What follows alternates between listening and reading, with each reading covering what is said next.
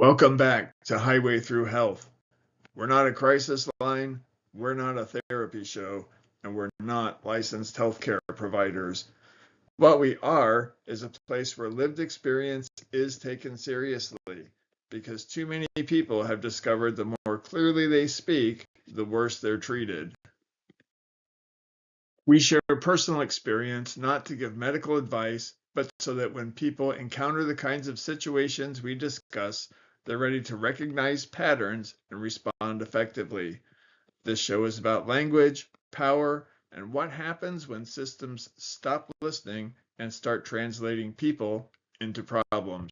If you've ever felt misheard, mislabeled, or punished for staying coherent under pressure, you're in the right place.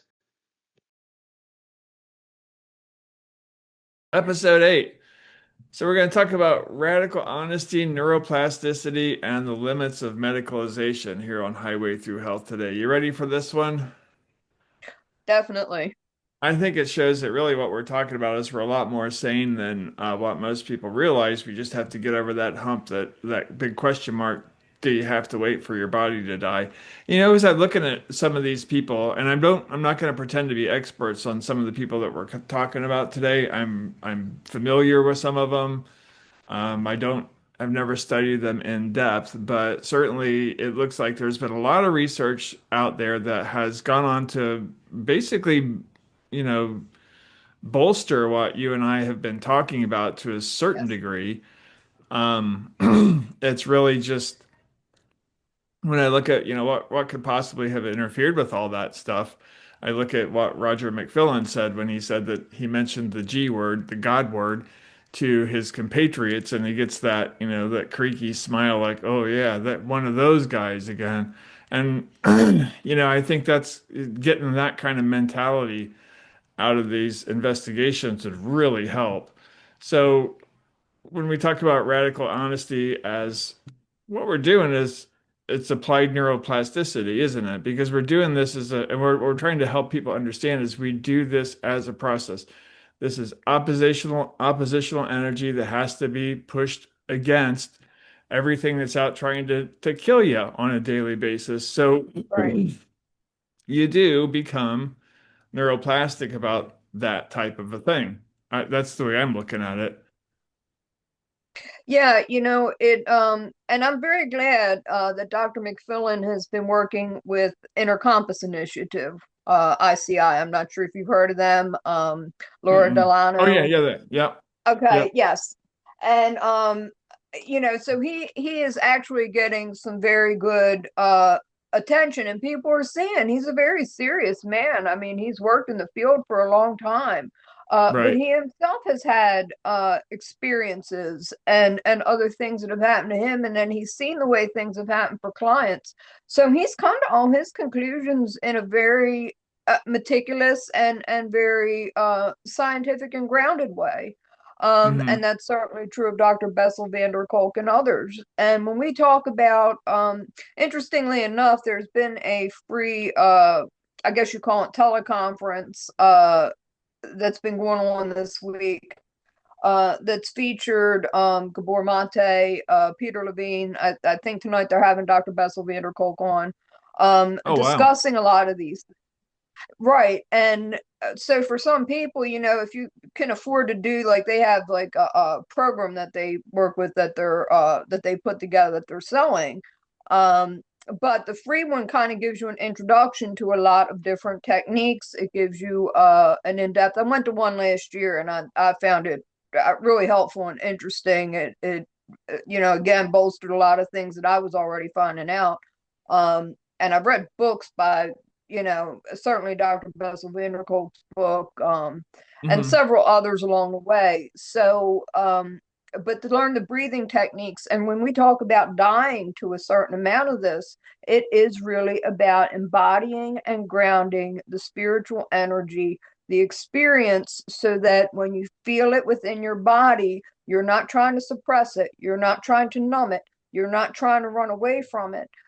You're not trying to say, oh, that didn't matter. No, I don't like it. And that's what psychiatry does. That's what they do. They're dismissive, they're rude, they're nasty. They don't want you to talk about things. They want you to just keep piling drug after drug after drug so that you're numbed up, dumbed down, and brain damaged. And Hmm. that's not the way to go through life. And how dare they tell addicts to no, don't take that, but take this drug. And in fact, take several of the drugs that we're going to shove down your throat. I mean, it just doesn't make any sense. They're No, not than drug dealers in white coats at this point. And for that, you may as well just keep going to Pookie down the street, because at least Pookie down the street's a small businessman and he's being honest with you. You know, this is what it is, whatever drug out of the array that they may sell. Um, right. and it boggles the mind. But to be able to die to that fear, when we have talked before about the death of fear, to be able to sit with those feelings, to be able to move through it and use somatics to genuinely move through it once you listen to the signals your body gives you. And it's really even in our language, that gut feeling, I felt that must not pain Right. in the neck. It really does, or even pain in the ass. I mean, it's really all a matter of, if you listen to our language, we had spoken these things, but they came from something. And it Yeah. really matters to now be able to sort of, take that interpretation and really take it seriously. And Hmm. that's a good thing. Learning how to sit with those feelings, learning to walk through the fire of the discomfort and come out the other side, and learning other techniques, and learning what your body's telling you, what it is you have to feel and experience. You got to feel it before you heal it. You really do. I agree. I mean, I think there's just a fear that if you really study a neuroplastic integrity loop and you start realizing that the perception, truth, alignment, stability, discernment, agency, all those things are interlinked and interwoven. We kind of go wink, wink, nod, nod about, people that lie on a regular basis. Mainly, I think, to make justifications for our political system, where that is just such common behavior and they want that normalized so no one has to be really accountable for the disasters that they create for everybody else. But this is, Corporate behavior too. yeah, and so we're saying this is a different thing where, we're not sitting here blaming people, but accountability is a huge part of it because the discernment is how am I impacting the world around me? Am I making it better? Am I making it worse? What's going on? You have to kind of look at that because if you're going to look at repeated alignment through that, it's going to strengthen your neural pathways and you stop the negotiations, you stop the wavering and all those emotions that waver and compromise and do all the things that put you into crazy town. You don't have those anymore. They go away. I tried to tell somebody once that it almost feels like I think with my subconscious now, and people think that sounds silly, but it's not. It massively changes the way you think. And I found it to be so much better. And, the opposite side is distortion. Look at what we got going on right now. You take a perception, you got narrative management you pile in there, which lands up to misalignment.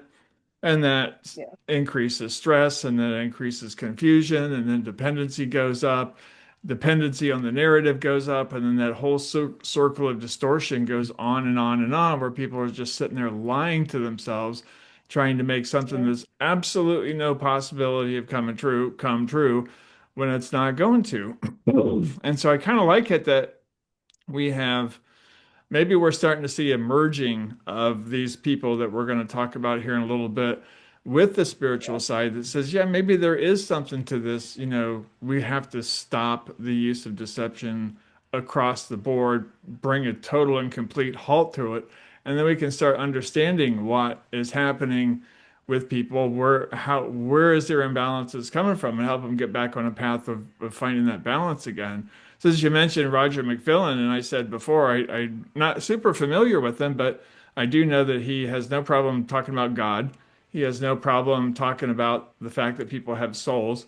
He has talked about how he gets pushback from fellow practitioners when he does use the G word as if it's some kind of a dirty thing to say when it really isn't. And No.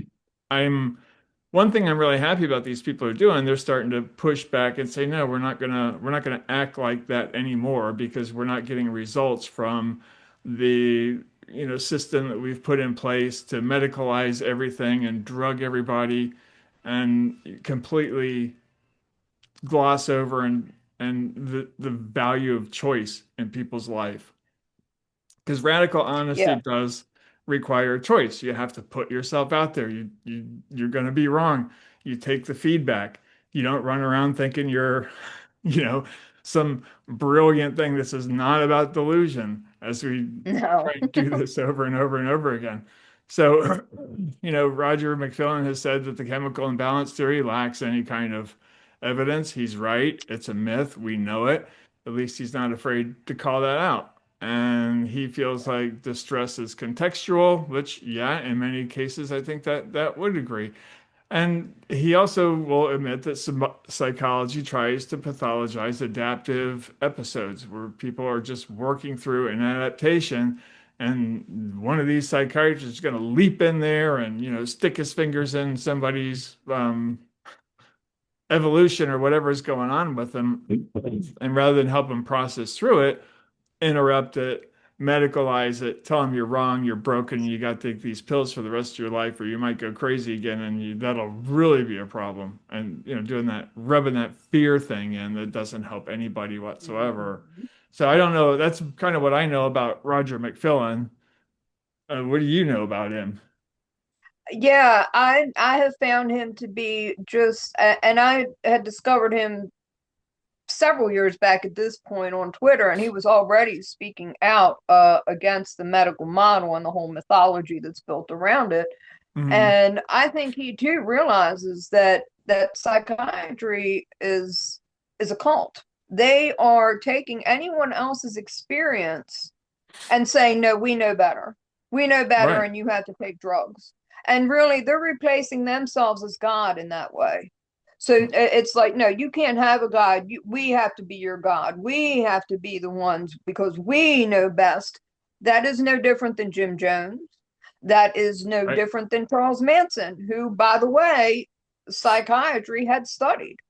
He wanted to stay in jail and they put him out. And then it was what's his name, Jolly West studied him as they had him at that free clinic and everything. So they could have, in effect, stopped those murders, but they decided to put him on a loose and study what was going to happen instead. And that's an absolutely true story. He asked to stay in jail. Oh, that's the So whole when MK Ultra was playing with LSD as yes, a um, experiment in social control. yes. So I think too that we do have some people who are willing to look back at some of this with a critical eye and see where the basis of a lot of this type of behavior is. I mean, this is not telling people they have to take drugs. And why are they not then looking at the 12-step programs? Why are they then not doing what it is they say they're doing? If somebody is wanting to get clean from something, why are you forcing them to take a deleterious drug? It's Right, not even sensible. It's like, why don't you practice what you preach? Why aren't you actually listening to what the 12-step community, because that's applicable to a number of things. That's applicable to anybody who's seeking out an unhealthy hit of dopamine exogenically. So that right. doesn't, it's not just drugs, it's the gambling, which they know Abilify causes in a major way, by the way. So they know that they're Yeah, doing this stuff. They know. And they know this stuff is bad news. But because Big Pharma has all this money and has tried to bury the evidence of the fact that they're just full of shit for profit, um, but it's coming out. right, And it's been due to come out for a long time when people can look at the bank accounts of a lot of these so-called prominent uh psychiatrists and thought leaders and the facilities and see that it's directly tied. All you got to do is look at their bank accounts and you can see where it's coming from. A right. lot of it's Johnson and Johnson, I can tell you that right now. Why in the world is this still on the market, knowing that there's been successful class action lawsuits against Risperidone and Invega, and it's still on the market, and you're still telling people, you're still trying to court order people to take it against their will when you know it causes cancer, you know it causes gynecomastia, you know it causes all this stuff. Oh So yeah, they know. It's Oh, almost a yes. patronizing screw you when they Yes. go trotting off to the courts and just lie their asses off. And I'm just going to be Right. blunt about it. I don't, this is Yeah. not a situation where legitimate information is being sent to courtrooms to give Right. people, a decent shot at getting better. This is interventions that don't matter, interventions that cause problems, and using the courts to beat people into submission to a medical model that should have been obsoleted 50 years ago. We need to Yeah. stop it. It needs to stop. Yeah. So It's pure profit. And in my case, they were low key sending my medical records because they were trying to, force me to do this by fraud, by perjury. Um, and they were sending my medical records to a place that studies how cancer tumors form, knowing that this stuff causes cancer. So you can't tell me they don't know. They know. They know. And I'm yeah, obviously I'm quite angry about it, but I'm like, well, I got the evidence here. I've notified, the FBI. I notified the state government. I've notified every conceivable place. Complained to the board of physicians, the board of anybody who's appropriate. yeah, And it's like, and they were so angry that I was getting better on my own. They were angry that the fact that they misused past life regression hypnotherapy on me was going to come out. They were angry because they knew they were getting caught. They knew that I was reporting them all along, and they know that these things work. And these things have been done in government studies, so it's hmm not like anybody's, this is facts. I mean, and anybody can look right, that up. Um, so we do have a lot of this stuff that would almost seem like it's like it's off the wall, but no, the government has studied these things from remote viewing to past life regression hypnotherapy in an attempt to weaponize it. And these right, drugs are nothing more than developed as chemical weapons. And these are the exact same drugs given for purposes of torture in other countries. So they it's are. mind-boggling to me that we have people in the U.S. now acting like former Soviet Union Russia.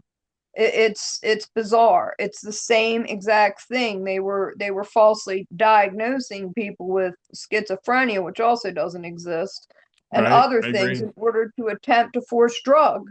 And it's the hmm same, and they do this in China as well. And it's like, well, why in the world is the U.S. doing this? So these are things that do need to be questioned. I know another And doctor who had, yeah, who's talked about God openly, Dr. Jordan Peterson, and has discussed the issues with benzodiazepines, which hmm was one of the things they had me on, and that at the time I thought was the best of a bad lot. But even then, I didn't like the way it made me feel. It made me feel like I was underwater, more or less.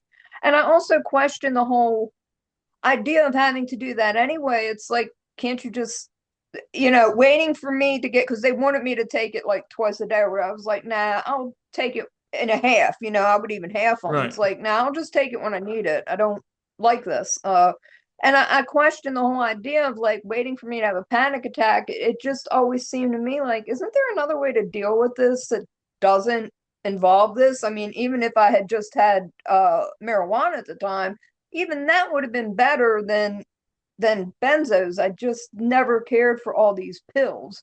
right. And even being in pain, I didn't like. I remember being in such bad pain all the time. One doctor had said to me, "Don't you, wouldn't it be better to get to the root cause?" I said, "My God, could you please?" I said, "This isn't even working. These drugs are powerful, and I'm lucky if I get even a few hours of relief. And even at that, it doesn't eliminate it; it just alleviates it, and then I'm back to square one." And it Right. just was, it just seemed like a roundabout thing that I'm like, well, if it's not going to get any better, my body's going to start getting used to it. This sucks. This is Exactly. not what I want for my life. And Exactly. you know, and that's the whole way around. So at least having people who are now, there are doctors who are coming out and addressing this, and psychologists who are saying, hey, wait a minute, this doesn't even make sense. And I'm very glad that we do have people on that professional level who are coming out and questioning this narrative. And I'm I very agree. grateful, of course, for Mind Freedom, Inner Compass Initiative. We have Angie Peacock, who does a marvelous job, and I thank Mhm. her for her service too. She's a veteran. been very outspoken about this, an activist regarding how the VA handles things or doesn't, quite frankly. Right. You know, it's and I'm glad that we're having somatics come into the conversation and we're having a return and a turn away from this whole medical model, which was a myth anyway. And it always Yeah. was, and they knew that. They knew as far back as the 50s and 60s that these, you know, these so-called antipsychotics are just tranquilizers and they're deleterious to health. They knew that. They knew Hmm. lithium killed people before they even brought it out over here. It was killing people in Australia. It's battery. Why am I going to eat Well, a battery? it's a heavy metal. It's like lead, Yes. and It's and you know it'll wreck your kidneys if you're not paying attention. And people tell, yeah. oh, it's safe. And I've seen some people talking about how microdosing lithium is a great idea, whereas there's absolutely Uh-uh. no legitimate biological use in your body for lithium. But they'll lie about it anyway because you know it doesn't Yeah. matter.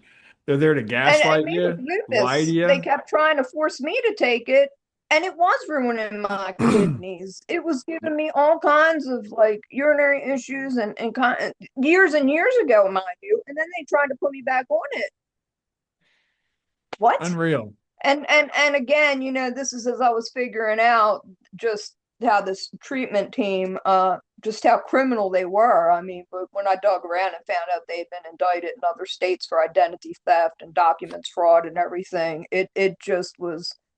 I'm like, you know, I knew the state had to know, and at a point, I know they did, but they were doing I, this in other states.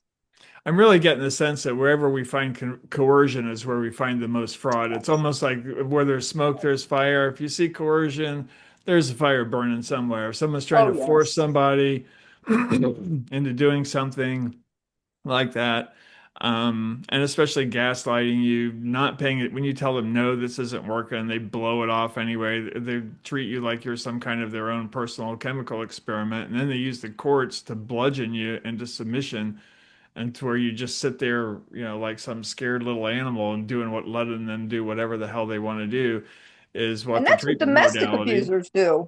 Yeah, it is. That is So exactly what domestic abusers do. So the fact that they weren't even reporting a domestic abuser, who, by the way, I had found out since was in cahoots with these folks and doing miscoding and all this, but I didn't know nice. that initially. I know that now.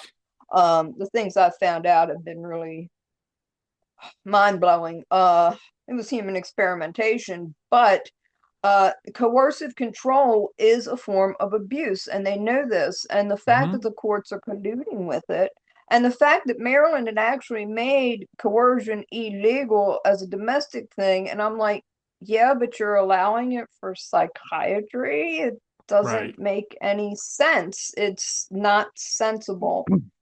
And I think they know that I have them dead to rights in that regard. So that's part of why I fight so hard. Because they're Yep. breaking their own law. How much more twisted in your head do you want to be? And it makes me wonder, like, okay, so not only are they hiding abuse, they're indulging in it, and Right.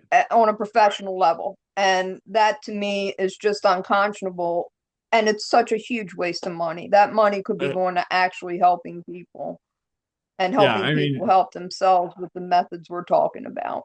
I think if most people would spend a few minutes talking to somebody who's gone through the system and had the system just chew them up, people like Elizabeth Hofer, you start learning that, and you've had it happen to you, other people have had it happen. There's so many people that have been through this system that you see it just extracting money out of someone else's misery and returning absolutely nothing of value to that person and wrecking life after life after life. And where is the data?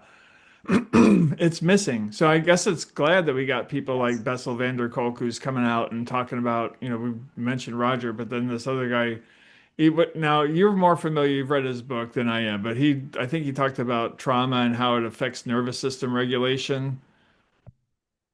Oh yes. Yeah, he's actually done some workbooks and things too with some different people like Dr. Ariel Schwartz.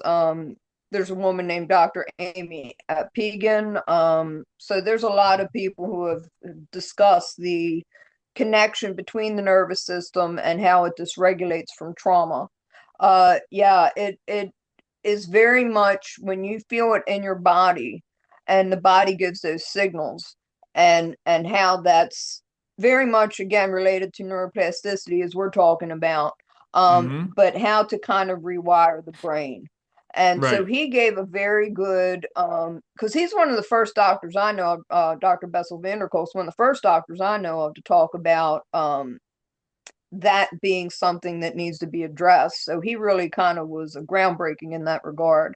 And then and then he's helped other people kind of build on that, and other people have kind of built on that in a little bit more depth and detail. But yeah, that very much because he worked with the VA.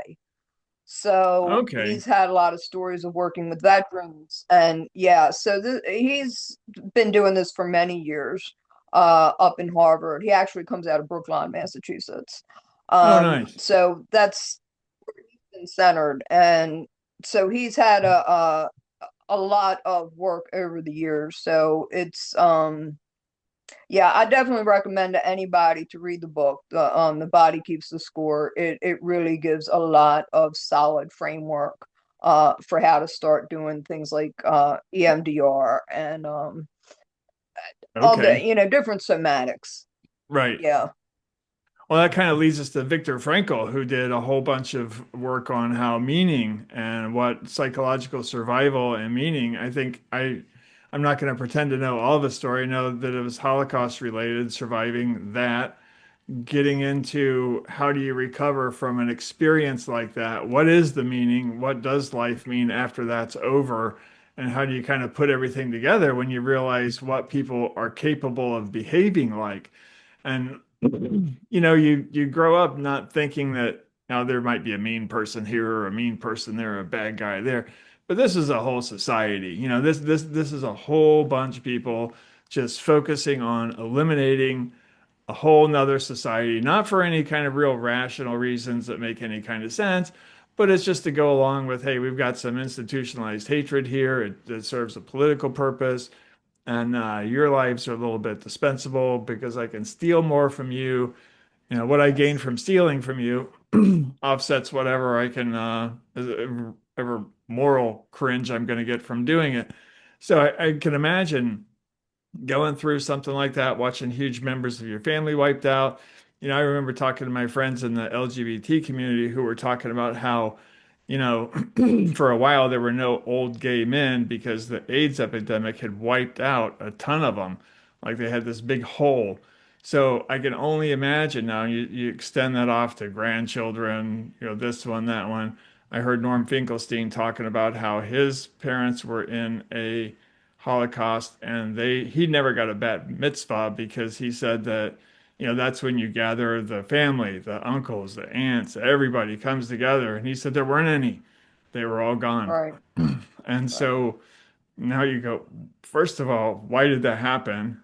Second, how do you keep it from happening again? And then how do you glue yourself back together from all that? And I think, he made a great name for himself in doing that. But again, I think you probably know more about his work than I do. I haven't read his books yet, although I got it on the list for the future here. Yeah, in fact, his first one, Man's Search for Meaning, he had already pretty much had that written prior to being taken into the camp. Oh, wow. And of course they took everything and had destroyed, but he like really went out of his way to like find different scraps of paper and all and was talking to everybody in there. And he had credited being able to want to get that work out was keeping him alive because he barely survived, and he lost everybody. Right. So for him to have been able to, say, firsthand, it really is when you are striving, when you have something so important and that means so much that you need to say to the world. I mean, that's what kept him going. He was Hmm. determined to make sure that people understood this. And Um, to him, it was meaning and that got him and through that. he did a wonderful job. So the book was Right. written, he has the That's it. experience, and That's really it. it And really didn't shatter his what he felt before going into it. He held on to that, and it helped carry him through, right. which I guess would have really helped him solidify his thoughts and his theories and, help pushing for some changes. Uh, Opening the doors for Yeah, people to look at life in other ways to relieve, emotional problems. And but when you get to that question of why do we feel um, free to mass murder people, that really, that's one of those discussions I think is a spiritual warfare discussion that could really go on for an hour all by itself, and people not yes, renouncing their freedom to lie, yeah, people who, have feel like this place is for them to make as much as they can and screw everybody else, and that kind of thing starts gathering. And when you get so much yeah, confusion and you get all this not distortion, well, I guess it's distortion, a lot of distortion going on that nobody wants to counter, then the murder machine gets going and nobody knows how to shut it off until it all gets blown up. yeah. So Yeah, you uh have people that are holding on to their own trauma that don't know how to properly process it, don't know how to properly work through it. And then mhm. you have people who have ill intent in one way or another that are in charge that know they can manipulate somebody who's feeling that way. And and they do.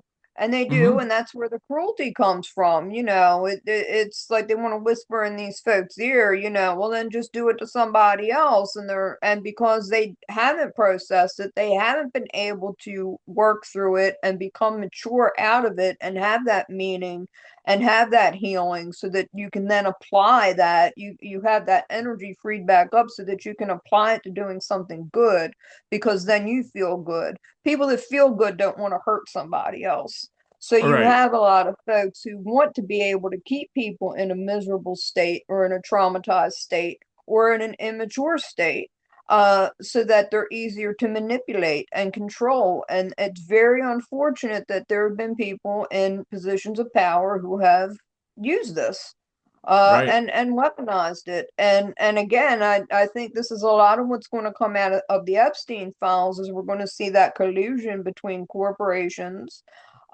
between certain people in positions of power that had no business doing it. Uh, Epstein was known to collude with eugenicists, including people working in Harvard and genetics people, and he had this Right. ranch where. So it's a lot of this kind of stuff that's going to come out, and who was funding him. And so it is the same thing with Nazi Germany. I mean, and you see it's the same kind of people they wanted to eliminate, not just religious people. So yes, of course it was Jewish people, but they also went after Catholic people. They also just went after Polish people in general. They Yep. went after the Romani people. They Yep. went after homosexuals. They went after artists. They went after intellectuals. They went after anybody who could challenge their reign of terror. And they used a lot of different, what people will call supernatural or mystical knowledge as well. They misused a lot of that too. So it is a lot of this, what we're seeing now has been built on that. We've Mhm. seen this in a sort of low-key fashion, because AIDS grew out of that. That was something that, it kind of grew out of that. They really did want to be able to eliminate certain populations repeatedly. So it's not as though we haven't seen this sort of thing kind of rise up in the background at different points of history. Right. And again, it was a lot of this blame the victim type thing. And it's been a lot of this eugenics via psychiatry. So we've had the Mhm. low key poisonings happening. We've had the low key electric, TBI or traumatic brain injury via electrocution, which no, nobody with any kind of conscience would allow that to still be around, No. much less having it forced on people. So against their known will and wishes, this is unconscionable, but it's happening. So it's not that we haven't seen it before. It's just that it comes in a different package. Right. This whole coercive psychiatry is basically just eugenics 2.0. It's Nazi Yeah. Germany 2.0. It's just repackaged for a different generation who they were really hoping maybe had forgotten or didn't get quite the right lessons from the last time around. Or they Um, or that they've trained to, just trample over people's civil rights and not care about them because we're moving into the age of, dictatorship, or we're trying to. When you mentioned the corporate involvement in a lot of this stuff, as I was getting out of corporate was when Obama was in, and that's when this notion that we're going to be an empire was really started to grow around the 2011, 2012 thing was coming Yes. on. And a lot of people that were in corporate were suddenly spending a whole lot of time in Washington. And, it was, how can Right. we be part of this new empire that's rising so that, we can make money off of everybody else by doing absolutely nothing? Yes. And now we're Yeah. watching that whole thing implode on everybody, luckily. Um, but it really gets us back to the same thing Yeah. How about they busted. authenticity, right? I mean, we don't want to be Yes. authentic. So we get people like Carl Rogers who will Yes. talk about how things like congruence is psychological health, who will talk about things like how alignment of inner experience, speech, and behavior is it's what we were talking about, which is, one step further, very biblical when you know what you're looking for. Because he's also saying that incongruence produces distress. That's what we've been talking about. It certainly does. That's it. And authenticity supports stability. Here we go again. It's the same thing. Mhm. So I'm looking at all these people and I'm thinking, how does this medical model still have the hold on society that it Yeah. does? And outside of bribing people with pharma and filling a profession full of people who have no qualms about trampling on somebody else's civil rights, lying to them, gaslighting them, being completely unconcerned with what negative impact you're having in somebody's life. That's how we've managed to keep this new version of the psych industry going. And I boggles my mind. It's propaganda. It really Yeah. is how they've used propaganda and a bully system. They've used the courts as a bully pulpit, uh, and really just puppeteered everything and Hmm. engineered it. It's just a few people. That's all it really takes, and they've captured the media. Big Pharma is, like I said, I think it's like 95% of the advertising budget Yeah. is really Big Pharma at this point. And that's you know uh beyond distressing, but you can see where, and I guess people aren't listening because the list of side effects is most of the advert. In all honesty, you have a, say 30-second advert, but 20 seconds of it is the list of side effects, Right. and it doesn't even make sense how anybody would even want to take any of this stuff. Why would you even want it? But Much less be forced to it's take it by a court. right. Right. That's it. That's it. And when people refuse, but that's what the money does, Hmm. and too many people are easily bought. Too Yep. many people worship the golden calf, and they're willing to sacrifice people, legitimately sacrifice people for Yep. more money. Hmm. They act out of that being a driving force, the greed, all of the things that are considered sins, uh, to be the driving force. Yep. And it really is, about this sort of, perverted power and greed and want for I don't know what. But they're addicts in that way too. They're addicts in that they got a hole in themselves they're not going to be able to fill, no matter how much money they throw at it, no matter how many perverse things they do to other people. It's Right. it's just not it's not able to be done. You can't fill that up, No you way. know? Mm-mm, Not in my experience. It doesn't no, work. Just doesn't work. no. You can't find happiness from without. You have to find it within. And the same thing with peace. Yeah, and it Hmm. really does come from what we've done. And it is a spiritual thing. And there is an experience of something much greater than ourselves. And There being is. able to piece that together to make it like a daily practice, because I know when I go through and do my chakra work and my energy work, to have that feeling of just being clear and clear-headed and clear-minded and the ability to connect in an honest, loving way with things around me and people around me with a gratitude and appreciation and not having that stuck feeling from the trauma and have it literally and figuratively. I'm allowed to now just have that flow through me, Yeah. and it is such a feeling that there aren't really words to adequately describe it, especially that being out of pain. That's enormous. I mean, yes, I do have a certain amount of damage from the ECT. I'm not going to lie about that. I do. But can I work around it? Is there a way? And already being autistic was challenging anyway, but yeah, I can work around it. I mean, the nerve damage, it is what it is. I thank God every day I'm not in the pain I was in. So when I Yeah. do have the numbness, I can at least try to be cognizant and aware that that might happen and what to do to recover from it so that I can just move on with my day, you know. Hmm.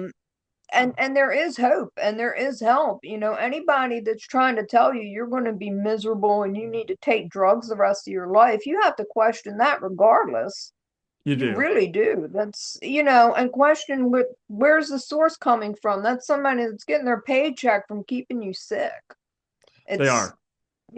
yeah, This is that's not having someone's best interest at heart. I not at can't all. agree with that at all. And and we can. It's frustrating, especially right now with everything that's going on in the world, that this same dynamic. I'm afraid to. I can't challenge the status quo. I have to sit here and listen to the narrative. I have to, no matter how horrible it is, or no matter what kind of results it yields for people, they act like they can't challenge it. It's not something that we can do, not something that is allowed. You have to just go along with the program, or you're going to get, shamed into silence, or they're going to come after you, or they're going to get you. Or you get the troll farm coming after you, the bot farms coming after you if you've had, even a little bit of exposure to social media, all about that kind of thing as well. So there's no Oh ends yeah. of ways to trying to shut people up. But thankfully, we do have these people out there that are working. I guess Carl Rogers would be another one. It's not a name I'm familiar with, but he's another guy who said congruence in psychological health matter. So the when look at the science end of psychology, I see when these names of people that we're talking about, there is that science of spirituality kind of hanging out there a little bit. But boy, does it, once it makes impact with the medical people, the medical model people pushing the pharmaceuticals, the whole thing dies. The whole thing dies. And, it could be too that the medical model tries to give people a real fast solution to a problem. It's like, here's a prescription, in 3 hours, you'll have it filled, you'll be home, you can take one, you can see how it works.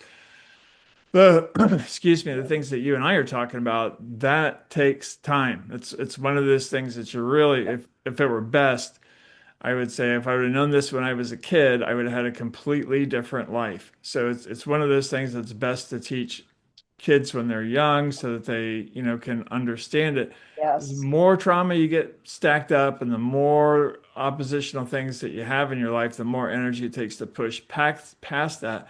And when some of these people get in points Yes. where it's almost like they need a life coach just to get them out of the funk that they're in addition to complete changes of living conditions and a number of other things that have absolutely nothing to do with drugs and it has everything to do with purpose. So if you can Right. help people restore purpose in their life, the drugs go out of their life. Well, what are we trying to do here? Are we trying to keep drugs in people's life, or are we trying to restore purpose in people's life so the drugs can go away? Um, that's what I see going on, this fighting between the psychology and the psychiatry sides of what we call mental health, um, not cooperating very well. And they don't look at these things. They don't take them into account. It doesn't count. Spirituality doesn't count as science for some reason in these people's minds who are paid extraordinarily well for just pushing drugs and ignoring 95% of the evidence that's out there that says the drug pushing is a bad thing to do. Yeah. And it's interesting, because until recently, with something that Secretary Kennedy has been promoting, they weren't even teaching nutrition in medical school, which is mind-boggling. Right. Honestly, that's where it needs to start. But so Hmm. I'm glad that's being changed. But there, Goldie Hawn, the actress, had actually written a book called Five Mindful Minutes, and they were starting to use this in schools because it's written to be, really for children, but adults, can certainly do this too, which is about, taking like 5 minutes and listening to yourself and how do you feel and how's today making you feel, and it's like some simple steps, and it's meant for to be workable for children in schools, and they were starting to use it in schools, and they were starting to see like positive results. And I Hmm. thought to myself, what a better world this would be if we started to have that in schools as opposed to trying to force kids onto ADHD. Right. If we were actually going into doing things like this, because when kids are in touch with themselves and are able to process their own emotions, they're not going to want to bully other people. They're going to No. want to be empathetic. They're going to want to be, positive and proactive in life and doing other things. So it Yep. really is a matter of, being able to do that. And the same thing with nutrition too. Is talking to one of my roommates, Greg, about this. Like if kids were able to have the things that are healthy to begin with, and have like things that were made from, because we both are into keto and stuff, so we were talking about he had made stuff with like dates and things like that, and his nephew didn't even want to try it, and then when he had it, it was like, oh, this is really good. I'm like, when you realize just how chemical stuff tastes anymore, I mean, we would know the difference being from back in the 70s. The stuff now is Hmm. made very, very differently than it was. Hershey's isn't Yes. even made in Hershey, PA anymore. I mean, kind of tells you something. Um, Yep. but if you start kids when they're young at eating things that are healthy and things made with honey or dates or that kind of thing, they're going to realize that the other stuff doesn't have a good taste. Or even if you make like candy homemade and have it be made from like whole ingredients, you don't want the stuff that's in the stores. So being able to teach people at a young age how to be healthy, how to respect your body, how to be able to listen to your own body, how to have healthy boundaries and not let somebody step in where they Right. shouldn't be stepping in. Uh, the whole thing, that it makes a huge difference. So my hope is that in the future, that's the kind of thing that will be happening across the board. That we're going to be pulling big pharma out of the schools, out of all this. It doesn't Hmm. need to be there. You don't need to be putting children who are dealing with different kinds of trauma or homelessness or abuse at home or having had a parent pass away or anything remotely like Right. that, and mischaracterizing their grief as mental illness. That does not need to happen, and it needs to stop. It, So it I'm does. hoping that that's going to be the case, that we recognize people have feelings and learning how to process them. If you have grief, grieving, we need to grieve. Of course we mourn. It's human.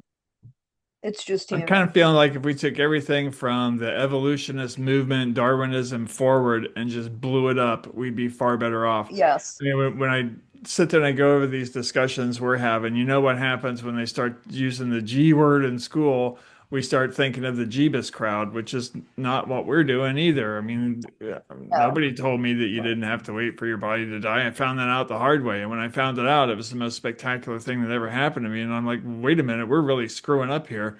We're telling these people that, Yeah. not only does is that crazy talk, that it has no validity in science. And my experience was this was 100% science. There was nothing unscientific about it. This was no laws broken. This is how this works. And it's again, it's not psychosis. It's extremely powerful when you're sitting Yeah. there.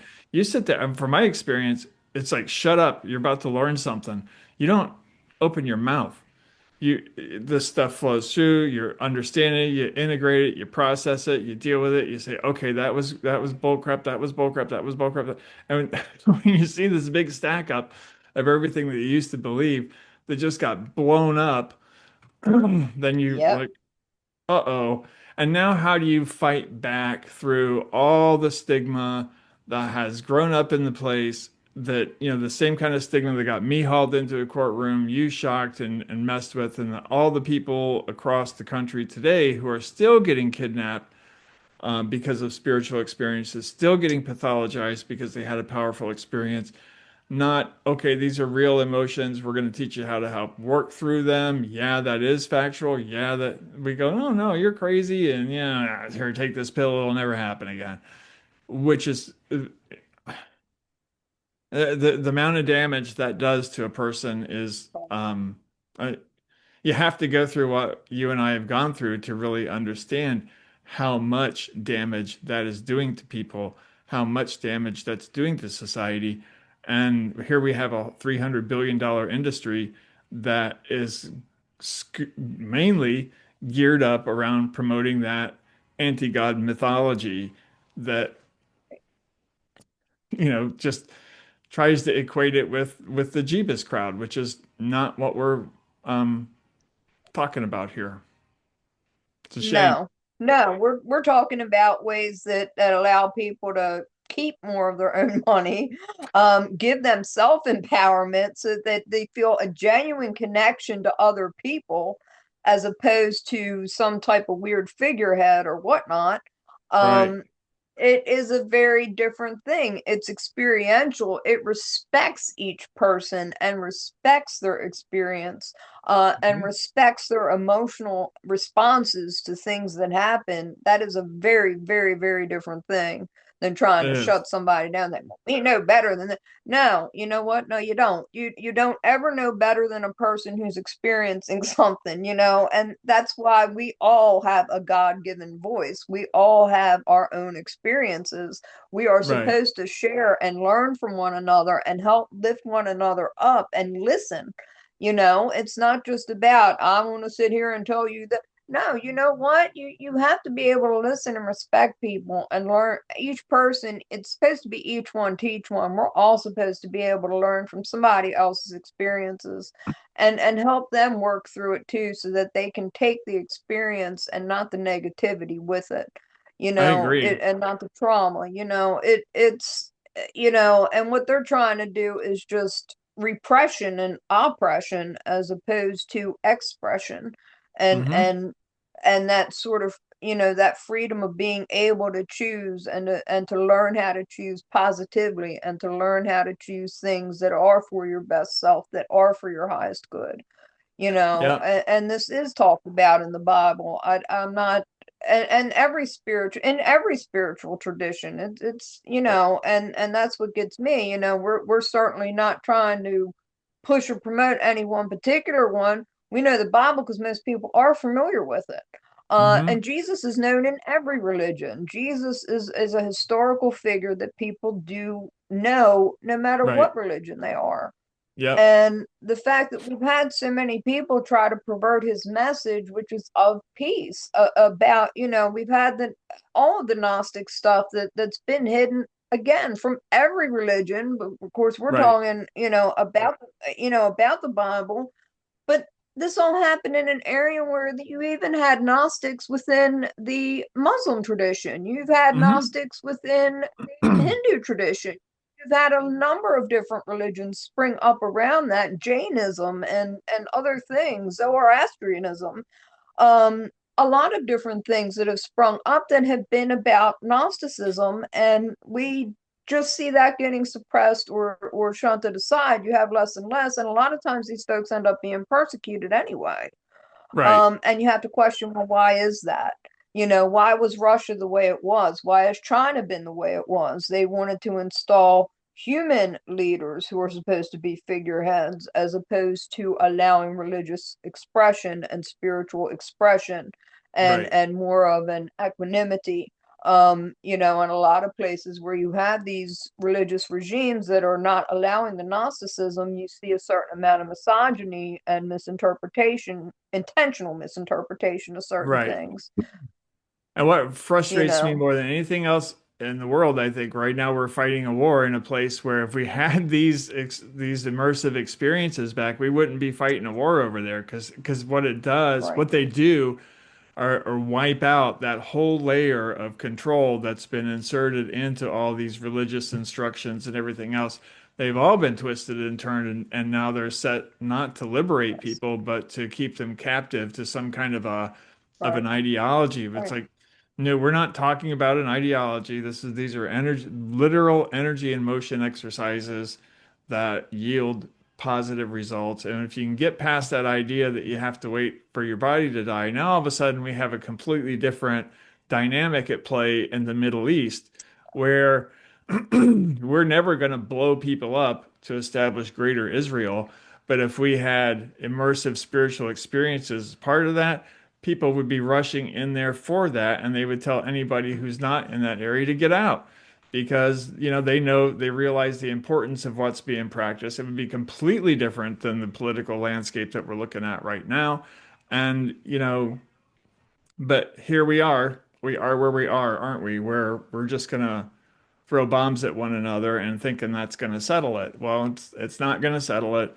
It's gonna cause problems for both sides, and we're all gonna regret it before it's all over with. But hey, the cost of human life is just it's mind-boggling, and you don't ever convert anybody with weapons, no, and it doesn't make sense. And even after you have all this war and all this needless loss of life, uh all of this stuff, people have to come to a negotiation table. they So do. why not just start with the negotiation table and skip all this expensive, you know, and the cost of money, yes, but mostly in terms of lives lost and Hmm. needless waste to the environment and to people and to buildings and to history and all of this stuff. It's brutality and it doesn't need to happen. You have to go to the negotiation No, table anyway.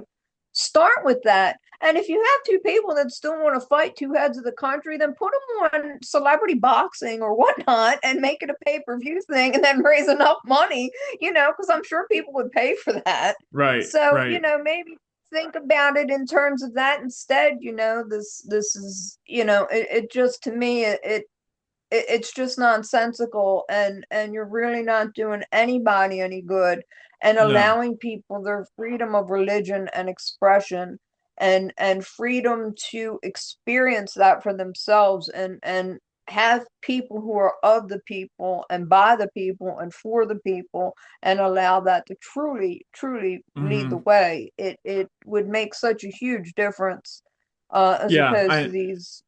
I don't Yeah, think we've shaken off our colonialist mindset where it's okay to kill yeah, the other guy for money and take yeah, take what they had and say, see how much better everything is now that that person is dead. And unfortunately, that's just not the right story. But it's the story that's yeah. been repeated over and over and over. And so we have this neuroplastic hate built up in our society that thinks, okay, we're going to demonize this guy, we'll demonize that guy, we'll demonize another one. And we're wasting so much money on these ridiculous arms. We're not going to control the world. We're not that great. We're not that special.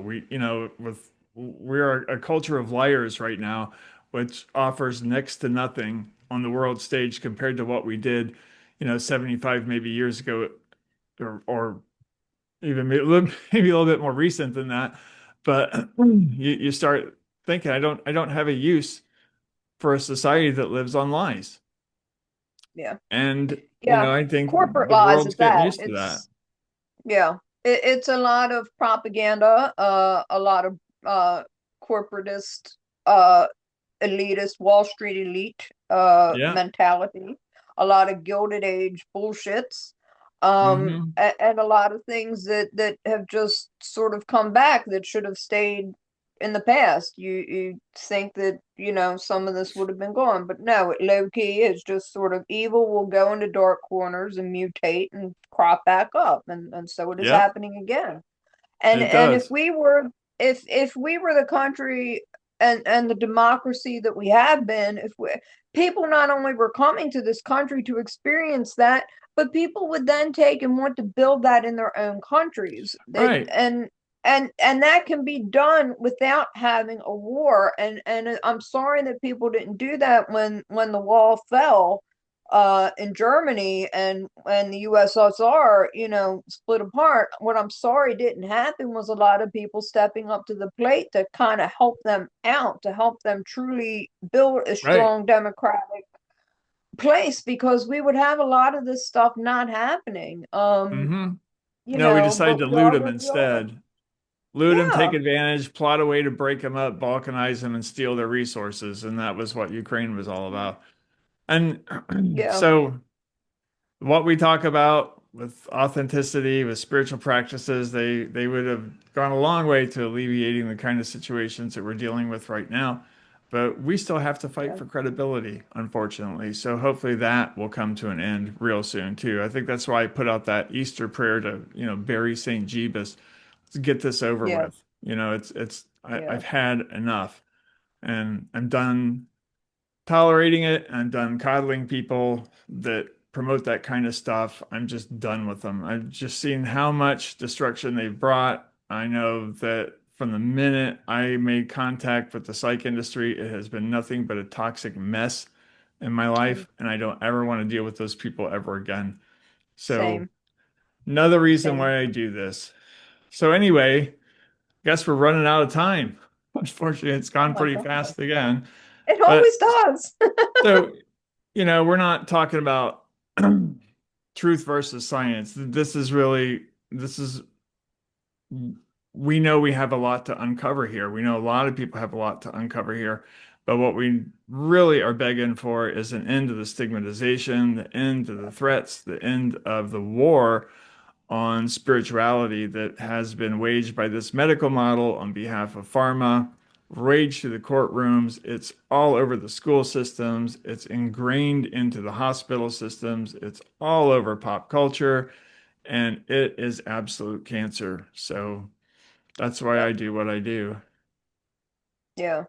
And it's necessary, and I'm very glad that we're being able to have these discussions and present this in a format so that other people can hear that what we talk about is very serious. Our experiences were certainly quite serious, but what Yep, we're talking about is well grounded. It's grounded in very much a realism, a far more of a realistic thing than the fantasy that psychiatry is trying to sell people on. It's just nothing exactly. but myth and propaganda. And it's more than enough time. This needs to come to an end. It's such a waste of money, and they're killing people. I I know agree. in Maryland, a young man, an autistic young man, was in a this just happened last week. Was in a housing built for disabled people, of all kinds, and supposedly he called for a wellness check. Well, the cops got there and shot him to death. And this was a young man in his early 20s.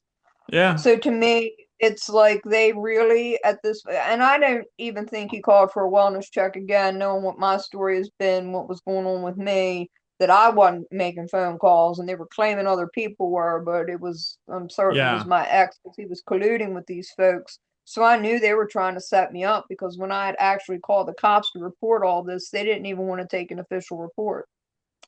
Not So surprised. that kind of, yeah, it tells you something right there. And when I think of that, and poor Sonia Massey, R.I.P., out in Ohio, where she mentioned Jesus and said, "I rebuke you in the name of Jesus," and they took and shot her right between the eyes. Hmm.